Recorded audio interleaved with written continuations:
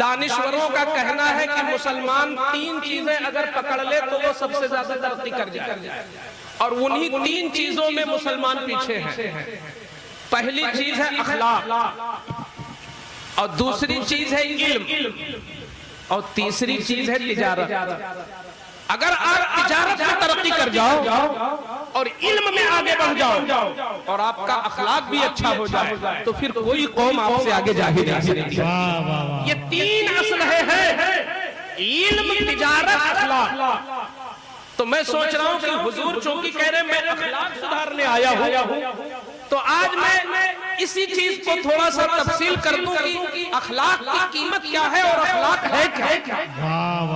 میرے آقا ارشاد فرماتے ہیں کہ کل قیامت کے دن جب ہمارا اور آپ کا نامہ اعمال تولا جائے گا اور ہماری نمازیں رکھی جائیں گی، روزے رکھے جائیں گے، اور ہم نے کہیں چندہ وندہ دیا ہوگا وہ رکھا جائے گا، کسی کو انعام دیا ہوگا وہ رکھا جائے گا، کسی غریب کو کھلایا ہوگا وہ رکھا جائے گا، حج عمرہ یہ سب رکھا جائے گا۔ پھر سب سے زیادہ وزن کس کا ہوگا؟ کون سا عمل ہے جس کا وزن سب سے زیادہ رہے اس میں؟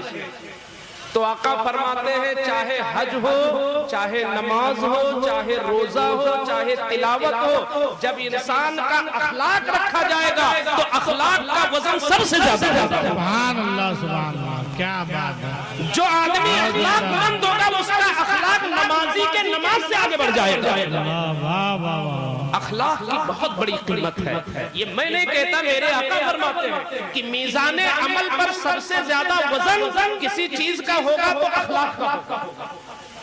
اخلاق کیا ہے؟ آپ سوچتے ہوگے کہ اخلاق یہی ہے نا مسکرا کے کسی سے مل لے؟ نہیں۔ کسی کو اچھا کھانا کھلا دے؟ نہیں۔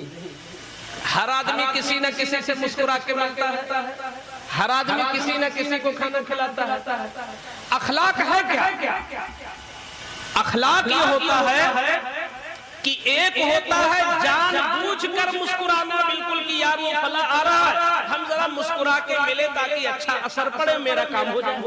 تو ایک ہوتا ہے جان بوجھ کے پلاننگ کے تحت، اور ایک ہوتا ہے کچھ بندے ایسے ہوتے ہیں جن کی فطرت میں وہ چیز ہوتی ہے، جس پر نظر پڑی مسکرا کے ملے، جو بھی آیا اچھے سے بولے۔ تو جس کی فطرت میں وہ چیز گھسی ہو، پلاننگ کے تحت تو سب لوگ بول دیتے ہیں۔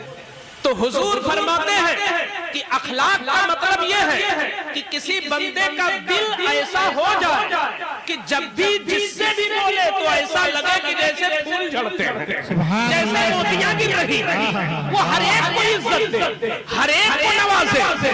یہ کیفیت جس کے اندر ہو تو اس کو کہتے ہیں اخلاق مند۔ تو حضور سے زیادہ اخلاق مند کوئی ہو ہی نہیں سکتا۔ سب سے بڑے اخلاق مند میرے آقا ہے۔ کیوں؟ اس لیے کہ کوئی بھی نیکی کرنا، اور وہ بھی ایسے ماحول میں نیکی کرنا کہ جب اس نیکی کا کوئی تصور نہ ہو معاشرے میں، اس ماحول میں وہ نیکی کرنا، یہ سب سے بڑا اخلاق ہوتا ہے۔ آپ یہ بتاؤ کہ جس زمانے میں حضور دنیا میں آئے، عرب کی وہ سوسائٹی ذرا پڑھو کتابوں میں لکھی ہے کہ جب حضور ظاہری زندگی میں آئے تو عرب کا کلچر یہ تھا کہ اگر مکہ میں یا مکہ کے چاروں طرف کہیں بھی کسی بیوی کا شوہر اگر مر جائے اور بیوی زندہ رہ جائے تو اب اس عورت کو اتنا منحوس لوگ سمجھتے تھے کہ اسی کے محلے کے لوگ مل کر اس کے سر کا بال چھین دیتے تھے اور کہتے یہ منحوس ہے، دیکھیں اس کا شوہر مر گیا، اس کا مطلب یہ منحوس ہے۔ اس کے سر کا بال چھیل دیتے اور چھیلنے کے بعد اس کو گدھے پر بٹھاتے اور پورے محلے میں اس کو دورہ کراتے، اعلان ہوتا دیکھو یہ منحوس عورت ہے، کوئی کام کرنا ہو تو اس کا چہرہ مت دیکھنا ورنہ کام نہیں ہوگا تمہارا۔ کتنی بڑی جہالت تھی اس ماحول میں۔ بیوہ کو کوئی دیکھنا پسند نہیں کرتا، بلکہ اگر نکلا کوئی گھر سے باہر اور کسی بیوہ پہ نظر پڑ گئی تو وہ لوٹ جاتا تھا گھر کہ اب میرا کام نہیں ہوگا، میں نے بیوہ کو دیکھ لیا۔ کتنی بڑی گھناؤنی حرکت تھی عرب کے اس ماحول میں۔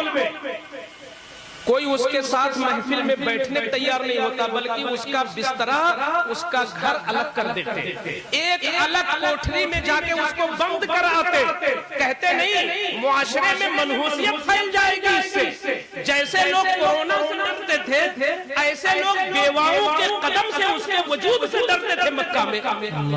بتاؤ جب بیوہ سے اتنی نفرت تھی تو کیا کوئی بیوہ سے شادی کرتا اس ماحول میں؟ نہیں کرتا نا۔ ارے جب بیوہ کو دیکھنا پسند نہیں تھا تو شادی کون کرتا؟ لیکن واہ میرے حضور کا اخلاق، قربان جاؤ اخلاق مصطفیٰ پر۔ جب 25 سال کی جوانی ہوئی میرے مصطفیٰ کی، اور حسن کا وہ عالم کہ جب دوپہر میں حضور نکل پڑتے تو بدلی ہو جاتی۔ لوگوں نے پوچھا کیوں؟ تو کہہ رہے چاند سورج شرماتا ہے چہرے مصطفیٰ دیکھ کر، جس کے چہرے کو دیکھ کر سورج شرما جائے بدلی چھا جاتی تھی، حضور نکلتے تھے۔ ایسا حسن تھا آقا کا۔